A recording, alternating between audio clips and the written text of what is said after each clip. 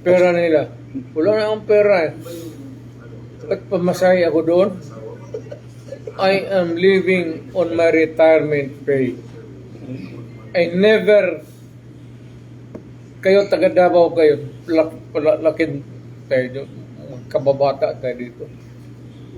Wala akong extra money na sa bangko na lahat sweldo ko yan, pati yung retirement ko.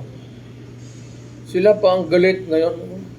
Buang, you don't scare me a bit. Galing na ako pagka-presidente, huwag nila akong ganunin. Galing na ako sa Congress. Mayor ako, na congressman ako, na presidente na ako.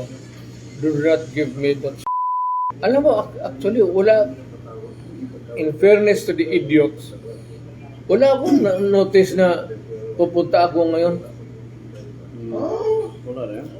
Sabihin mo nga sa what is there to say or more to what I have said? Na sinabi ko naman lahat. Ano pa ba ang gusto ng mga